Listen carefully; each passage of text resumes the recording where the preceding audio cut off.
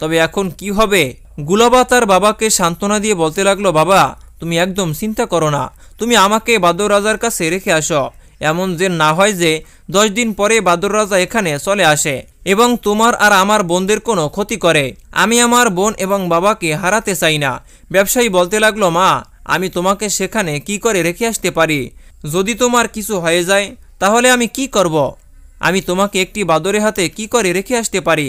গোলাবা তার বাবাকে সান্ত্বনা দিয়ে বলতে লাগলো, বাবা যাকে আল্লাহ রক্ষা করেন তাকে কেউই কিছু করতে পারে না।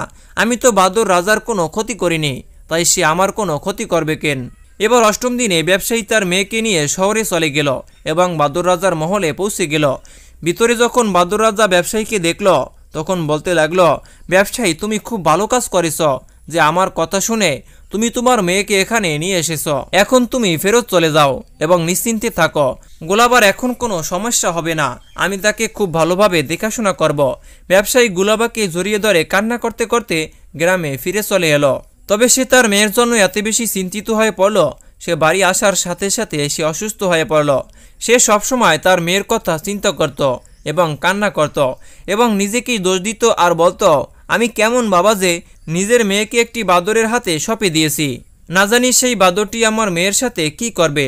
অন্যদিকে গুলাবা সেখানে ভালো ভালো খাবার খেত আর ভালো পোশাক পরিধান করত এবং ভালো ভালো কাহিনী শুনিয়ে বাদর রাজাকে খুশি করত। যখন সন্ধ্যা হতো এবং গুলাবা প্রসাদের মধ্যে বাতি জ্বালাতো তখন সেই সকল কিছু দেখে বাদর অনেক খুশি হয়ে যেত। সে গুলাবাকে অনেক পছন্দ করত। বাদরটি গোলাবার সাথে কিছু কথা বলতে চাচ্ছিল, তবে তার হিম্মত হতো না। এরপরে একদিন বাদরটি গুলাবার কাছে এলো এবং গুলাবাকে বলতে লাগলো, গুলাবা তুমি আমাকে বিয়ে করে নাও। যখন গুলাবা এই কথা শুনল তখন সে অনেক বেশি অবাক হয়ে গেল।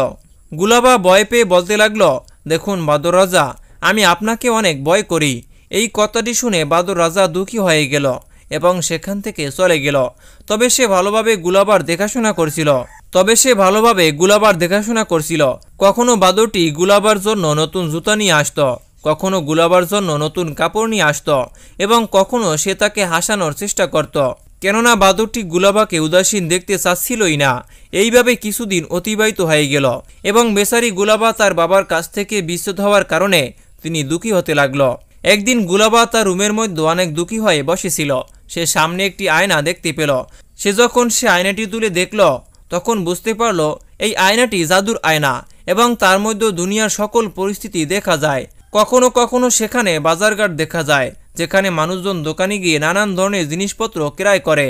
কখনো কখনো সবুজ শস্য এবং বাগান দেখা যায়, আবার কখনো নদীনালা দেখা যায় যার মধ্যে জাহাজ চলছে। গুলাবা মনে মনে ভাবতে লাগলো, যদি আমি আমার বাবাকে দেখতে পেতাম তাহলে অনেক ভালো হতো। গুলাবার এই কথা বলার সাথে সাথে সে তার গ্রামকে আয়নার মধ্যে দেখতে পেল। সেখানে ফসলের মধ্যে কিছু মানুষ কাজ করতেছিল এবং কিছু মানুষজন এদিক ওদিক চলাফেরা করতেছিল। এরপরে সে আয়নার মধ্যে দেখল মেয়েরা নদীর কিনারায় খেলা করছে। এরপর সে তার বাড়িকে দেখতে পেল এবং আরও কিছু দেখতে পেল যে তার বাবা অসুস্থ হয়ে বিছানার মধ্যে পড়ে রয়েছে এবং তার বাবার চুল অগোছালো রয়েছে এবং তার শরীর রং ফ্যাকাশে হয়ে গিয়েছে এবং তার চোখ দিয়ে অনবরত পানি পড়তেছে। অস্থির হয়ে কখনো ডান পাশে কখনো বাম পাশে ঘুরে শুয়ে থাকছে। ব্যথার কারণে তিনি হাউ হাউ করছে এবং গুলাবা গুলাবা করে ডাকছে। ব্যথার কারণে তিনি হাউমাউ করছে এবং গুলাবা গুলাবা বলে ডাকছেন। তবে গুলাবার বোনগুলো মজা করে এদিক ওদিক ঘোরাঘুরি করছে, তারা তাদের বাবার কথা চিন্তাও করে না। গুলাবা যখন আয়নার মধ্যে তার বাবার এই পরিস্থিতি দেখতে পেল তখন সে অনেক দুঃখী হয়ে পড়ল। এই কারণে সে অনেক কান্না করতে লাগলো। রাতে যখন বাদরটি গুলাবার কাছে এসে তার এমন অবস্থা দেখল তখন তিনি ভয় পেয়ে জিজ্ঞেস করতে লাগলো, গুলাবা তোমার কি হয়েছে? প্রিয় দর্শক, ভিডিওটি অনেক লম্বা হয়ে যাওয়ায় আমরা এটিকে পর্ব করে রেখেছি। দেখা হচ্ছে পরবর্তী পর্বে। সে পর্যন্ত ভালো থাকুন, সুস্থ থাকুন। আল্লাহ হাফেজ।